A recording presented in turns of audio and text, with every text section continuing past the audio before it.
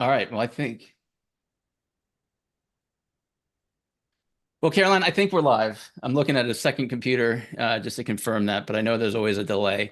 Uh-huh. Um, so welcome everybody to our first YouTube live series. This is Greg McDonough. I'm the host of the Chief Endurance Officer podcast, and we're branching out into YouTube live to develop and deliver content for our audience.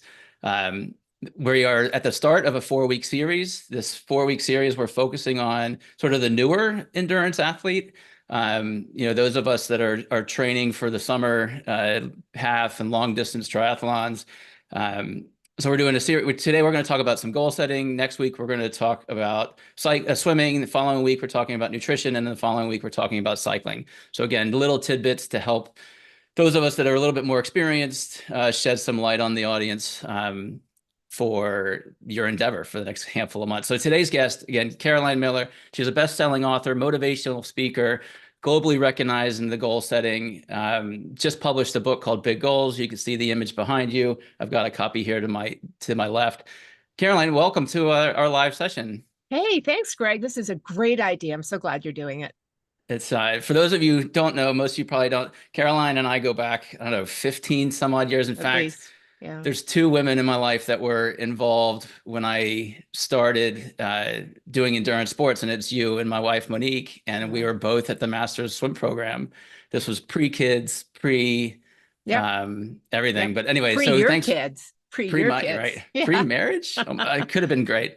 But Caroline, I'd love to give you the stage a little bit and talk about your athletic background. You're a master swimmer, you're black belt in a handful of different disciplines, but just give the audience a little bit of sense of who you are. Sure. Well, I grew up in DC. I was a competitive swimmer. I come from a family where there was a lot of athletic accomplishments that I would never, ever replicate. Olympic gold medalists, silver medalists, bronze medalists, world record holders, 1912 Olympics. Anyway, in 1908. So I went to college. I was still a competitive swimmer, but anyone who knows my background knows that my eating disorder took it away from me. So I bulimia. And so I went back to swimming in my early 40s because I decided to go back to everything that I had lost to my eating disorder. And I think I'm fitter, healthier, happier now because I do the martial arts. I got a black belt in Aikido. I swim, which is how we met. I lift weights a lot, but I do believe that this is the optimal way to live is to include exercise, particularly effortful exercise, not strolling, although I think that's got its place.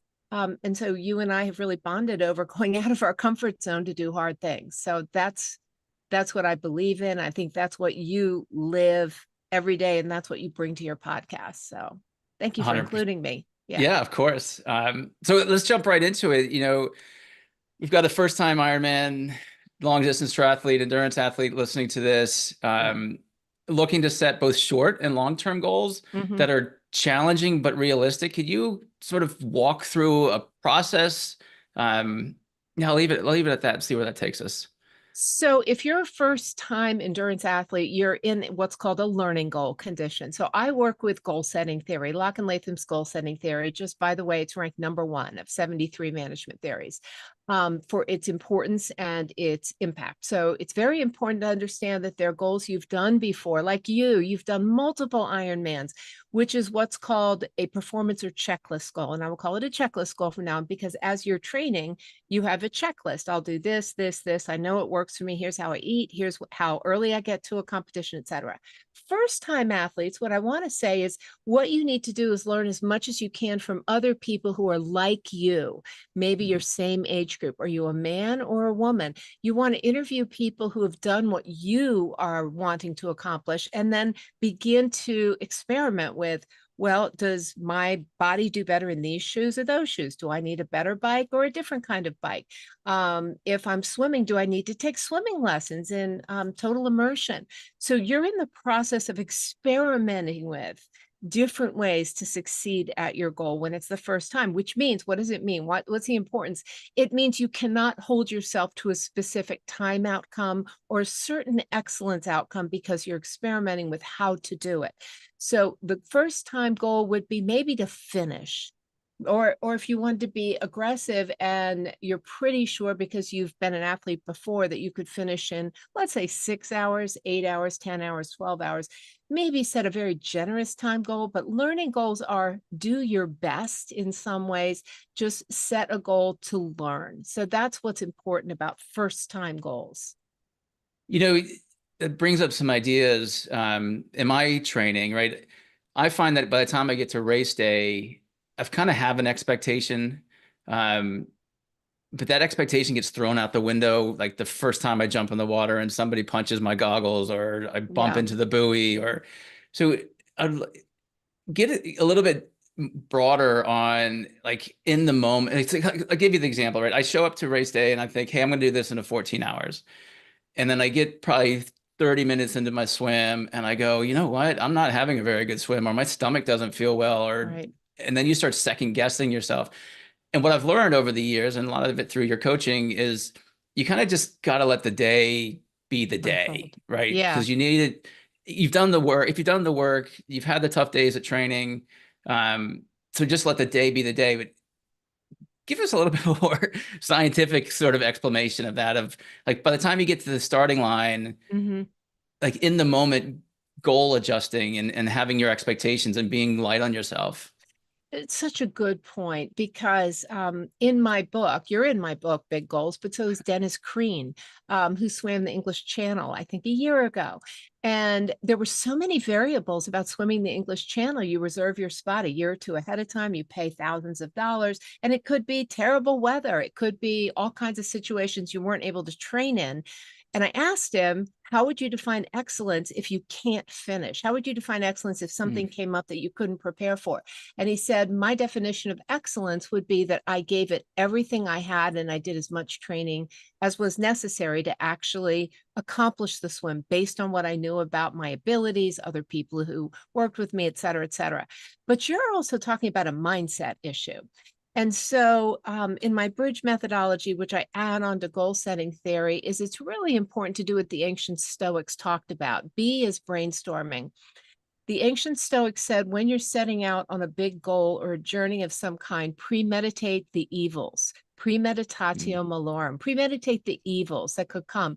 And in order to succeed at anything, you have got to brainstorm how many things can go wrong. And this is where people just fail miserably on goal accomplishment is they don't take the time to look at a strategy and say, what will I do if this happens? What will I do if that happens? I think we both know the famous Michael Phelps story about how his coach figured that he would have busted goggles in at least one race. So he stepped on them before Michael Phelps swam a race. So Michael Phelps would know, oh, this is how you swim a race when your goggles are busted. So it's really important to try to think through what you would do and where will you go in your brain when you want to quit, right?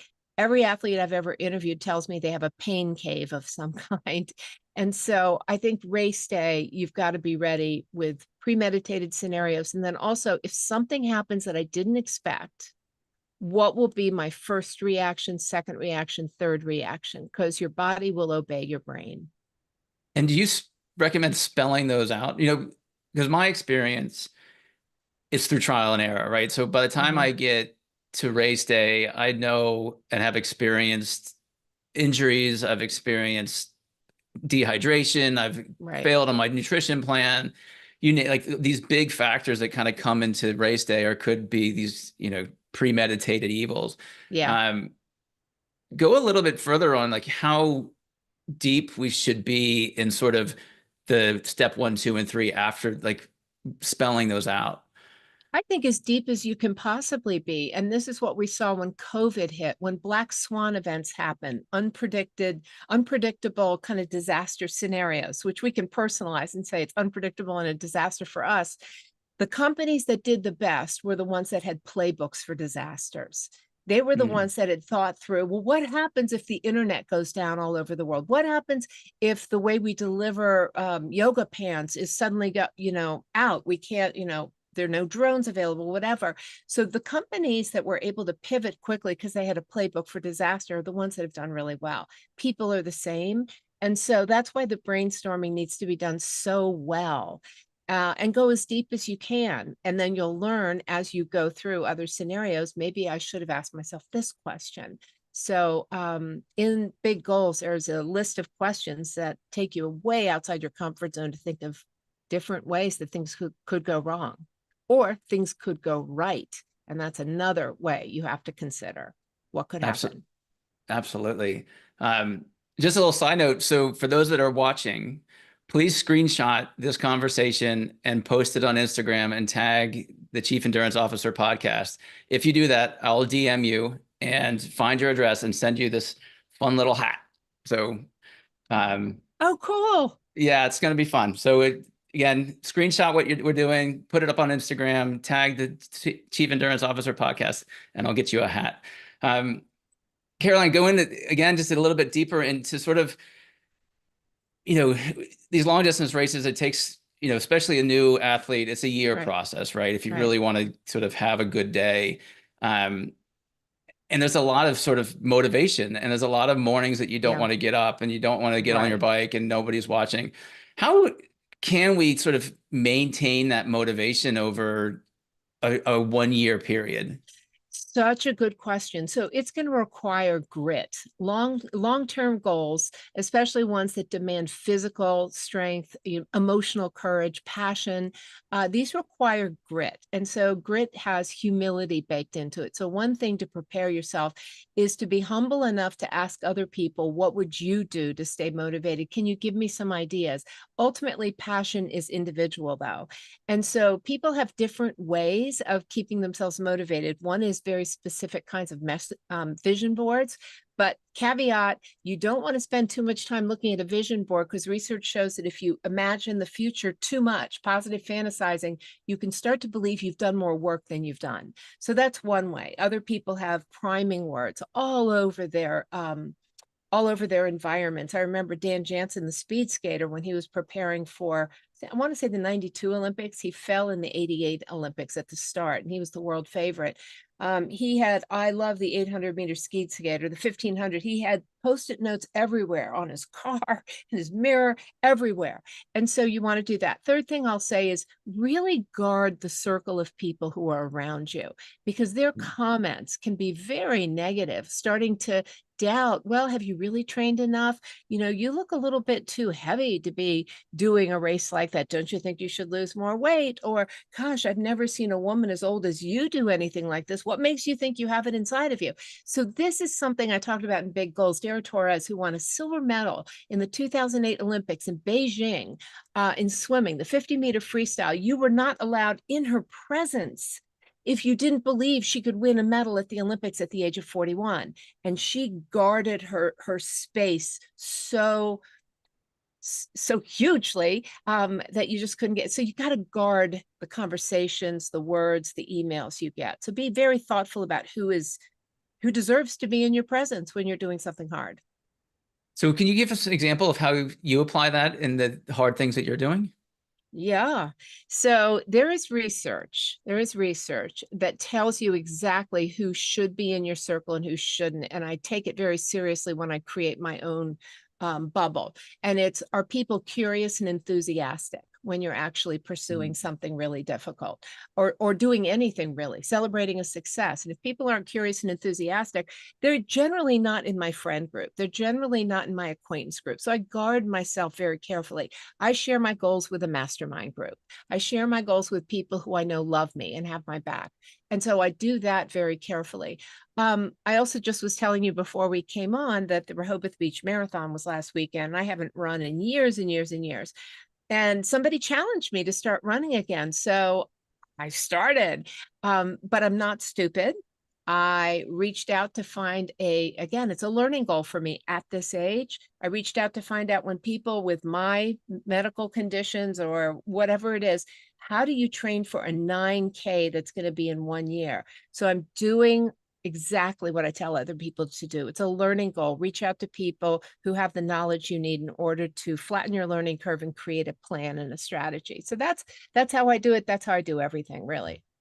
The community is such an important aspect of this, and not just the larger community, those that you're going to be racing with, but your spouse, your family, your kids. I mean, it becomes a commitment. Like it's hard on a Saturday morning when you've got a 5 hour bike Right. ride to look at your kids that are going off to soccer games and say, sorry, I've made this choice. Yeah. Um, Yeah. any insight, any thoughts there? Like how it, having goals Yeah. and drive and motivation and wanting to get to the finish line, the starting line, whichever, um, you got to be selfish at times, Oh, and yeah. that's a hard emotion to feel. It is, and yet it's almost like an arranged marriage. Once you choose a goal that's personal to you, that's not someone else's goal for you, that's where the passion and grit comes in. And I think you have to get to a point where you're not looking back. You're not saying, will I, won't I? You lock in like it's an arranged marriage. It's like, I don't have a choice to look backwards. I remember reading in Yoga Journal once that the way someone had created an incredible practice is she absolutely refused to ask herself, will I, won't I get on the mat today? I also think that the people who love you and support you need to know what your goal is and why you're pursuing it, and you ask for their support. But at the same time, you have to motivate yourself all the time. And I have found that people who commit the night before to doing something hard the next day usually do better, because there's research showing that in your brain, you kind of coalesce the thoughts and feelings and mindset to get up and do the thing you commit to the night before. And I think you and I have talked about it's all about the night before, right? 100%. In fact, in fact, I'm doing it now. I've got a long bike ride on my calendar for tomorrow, and I've got my bike off the trainer. I'm putting on the wheels. I've got my helmet out. Like it's all about that preparation. Because if I Interesting. try to do it tomorrow morning, Right. maybe it won't get done. Maybe I won't get on the saddle. It is all about the night before, and it's interesting, Caroline, because um, when I race, I think the finish line of my race is actually the starting line of the next race. And so Oh, it's this that's how you conceive of it? 100%. I've got Oh, about wow. 10 minutes of emotional with the family, happy I finished. Maybe I hit my time, maybe I didn't, but I'm already on to, all right, what's next year's race? What's next the event? And so to me, it's really not a finish line, right? It's just an ongoing thing. It's a lifestyle. That that is really interesting. I've never heard you say that. But people who are really gritty never rest on their laurels for too long. They're always looking to challenge themselves again. But I think you're also saying that in the midst of an Ironman day, as you're finishing the swim, 10 minutes before the swim is over, you're already saying, well, it's not the finish of something, it's really the start of something else that's coming. And that helps you. 100%. That's 100%. really, really interesting. Um, I know that when I have to go to swim practice and I don't want to go, which is, I wake up and I think, I don't want to go. I don't want to go. I really don't want to go. I don't want to go. And I think of all these reasons not to go. And then I walk out to my car and all the swim stuff is there. And I know my friends are waiting for me at that pool.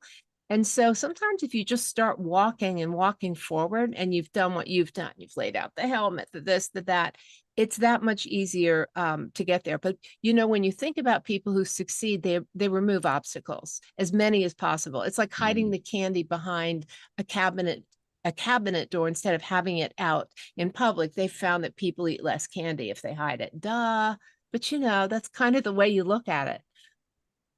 Um, yeah, you got me thinking about the removing obstacles. And if there's another follow-up question there, but um, I'll pivot a little bit, Caroline, and talk about developing an endurance mindset. I'd love to hear your sort of short term, how do you get started? Long term, how do you maintain it? A lot of that content we've Hmm. kind of touched on Hmm. already, but I'd Hmm. love to get a little bit more specific on sort of that endurance mindset and really what that means to you. Oh, what is it? I'll start with what it means to me. What it means to me is that when I choose to do hard things, I find a way to finish them. And everyone has a different way of finishing them. This is what Angela Duckworth's research was so interesting about. She found that even kids as young as 9, 10, 11 developed mindsets of grit, which were, I may not get to the final round of the spelling bee, but if I do my best, I might have what's called the psychology of the near miss. I'll just take it as a stepping stone, not a fall, and I'll, go home and do more work. But people who have grit gamify the training, gamify the mindset. They find ways to keep going. And so I think what it is first of all, you have to ask yourself, why am I doing this thing? You better come up with a very personal gut level reason why you're doing something very hard. And it has to be your goal. Then you share very carefully and deliberately with people who will hold you accountable. And you have several coaches. You've got all kinds Mhm. of people around you who know your goals, right? I'm just one of many people who know your goals. And so that also keeps you going. And then you become that person by virtue of acting as if I'm going to be this person. Other people know my goal. And at that point, it's starting to become a crowd reaction and an accountability situation. And along the way, you learn about yourself, how you got through that obstacle, how you went to do that. How long is your longest training bike ride? Just curious. 112, 112 miles, And which how is many which is hours? the race distance, but I'll do Yeah. a couple of centuries and then I most likely will get 112 in before a race. Wow. So on the way, actually, I'll use you as a guinea pig. When you did your first century as training, did you learn after you finished it what you would do to do future training rides that were that long? Certainly. Absolutely. And I was fortunate enough that this was an event. So the Reston Bike Club puts on a century ride around the time that you're peaking for like an August or September Ironman race. It's timed very well here Oh. locally. Hmm. Um, the nice thing about it is you get the ride finished. The other nice thing about it is they've got these great convenience stations where every 25 miles, you kind of stop and you get off your bike and you have a chit chat. And so theoretically, you get the distance in, but Right. it's really not exactly like race day because race day, you're just flying through aid stations or you got all your gear Wow. packed on your bike. But for me, it's the Mets, like looking down at my Garmin and saying, yeah, I hit 100 miles today. That is an achievement that tells me that, you know what, I could probably get 112 in tomorrow or when the Right. race is after I've done my swim and then go do my run. But um, that Right. century mark for me, like talking about goal setting, hitting that first time I hit a century on my own was a milestone in my training for sure. What did you think of yourself that was different? Or what did you say to yourself that was different after you hit that first milestone of the first century you did on your own? Yeah, it's really I can do this, right? It's an I can do you can this. Yeah. actually, okay, if I can do 100, and then I could probably get 112 or I could get 150 or, but it's Right. sort of, and it's another interesting thing in my training. And as I ramp, I will only change one element in my, so let's continue about talking about the bike. So let's say I did 50 miles last weekend. Well, this weekend, I'm not going to add mileage and add elevation, right? I'm going to add one or the other. I find that Huh. if I add two different elements to my training load, I'm going to have an injury or have bonk or my nutrition is going to have Right. issues. Right. So I'm And very you learned that, systematic. I've right? learned that You the hard way. That's right. learning goal. You learned how to do that, and now it's become a checklist. That's right. Love it. Great example. Sorry, I interrupted you. No, you're great. Just changing focus to the audience. I think I'm looking at the chat. I don't know if the chat is live. I hope it is. If the audience has any questions or want to interact with Caroline and I, please feel free. Like, as I said at the beginning, the purpose of this is small bite size bits of content that you can absorb in a 30-minute window. I Hmm. do love the long version of shows and podcasts, but it takes up a lot of time. So I'll probably start wrapping this up unless we've got an audience member that wants to throw out a question. Assuming I know how to field it. I am looking at my studio, so if something pops up, it will, or just say hi. Yeah, And just say hi. again, yeah, and I had again, if something I you, want. Yeah, yeah, go go ahead. ahead, go for it. No, you No, go. what I wanted to say is I think we have to really focus on who knows about our big goals because there is a great example you can look up on YouTube, which is a guy called Bottle Claus. It's a man in Germany who became Eliud Kipchoge's bottle guy in the Berlin Marathon. And that's when he broke the world record in 2022. And this was the guy who trained to pass him his bottles of nutrition. And there's no way he could have set the world record that day unless he had somebody who had trained to hand him his bottles of nutrition and do it seamlessly so he didn't lose extra seconds. So what's so fascinating is that when you have other people who are sculpting you by supporting you and giving you the ability to succeed at your big goal, it is called the Michelangelo effect. So they sculpt you by doing things, giving you feedback, allowing you to continue to see yourself as that person who's going to finish, that person who's going to set that world record.